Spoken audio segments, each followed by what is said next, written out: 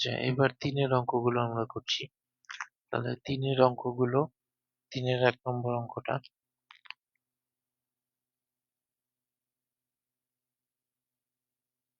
3 এর 1 নম্বর অঙ্কটা 1/ab plus 1/bc plus 1/ca। এবার এই নিচের গুলোর আমরা কি করব, লসাগু করব। লসাগু মানে কি, লঘিষ্ঠ সাধারণ গুণনীয়ক। এবার লসাগু করতে গিয়ে কি করব আমরা, এখানে দুটো এ আছে, এখানে আবার দুটো বি আছে, এখানে আবার দুটো সি আছে। তাহলে প্রত্যেকটা আমরা একবার একবার করে নেব, এবিসি নেব। এবার এবি দিয়ে যদি আমি এবিসি কে ভাগ করি, যেটা ভগ্নাংশের যোগের নিয়ম, এবিসি দিয়ে এবিসি কে ভাগ করলে এবি এবি কেটে যাবে, ওকে পড়ে থাকবে খালি সি। তো সি দিয়ে 1 কে গুণ করলে উপরে আসবে সি। আবার এবিসি আর এবি যদি ডিভাইড করি, তাহলে বি আর সি কেটে যাবে, এ পড়ে থাকবে, এ দিয়ে 1 কে গুণ করলে এ আসবে, সি আর এ কেটে যাবে, বি আর 1 গুণ করলে খালি বি আসবে। তাহলে আমার উত্তরটা হবে A plus B plus C by ABC. এটা হলো আমার উত্তর।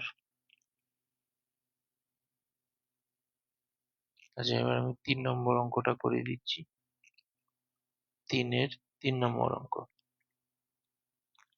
X square plus A square by AB plus x minus A by x minus x cube B. তাহলে এই অঙ্কটা কি করে করব দেখি। এবার নিচে সেম ভাবে লসাগু করব।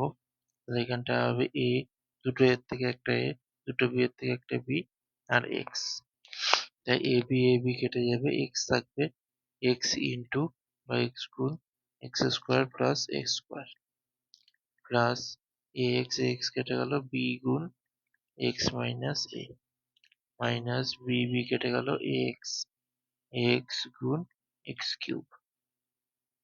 তাহলে এটা আমার উত্তর থাকলো x cube plus x square plus B x minus A B minus A x to the power 4। X আর এক্স কিউব আছে, এক্স এর মাথায় 1 আছে, এটা যদি গুণ করি পাওয়ার গুলো যোগ হয়ে যাবে, 1 প্লাস 3 হয়ে যাবে আমার 4। বেসিক্যালি ব্যাপারটা হলো এটা হবে, এর মাঝে কিছু নেই মানে 1 আছে, 1 plus 3 x to the power 4। নিচে যা আছে তাই থাকবে, এটা এক্স হবে, সি না।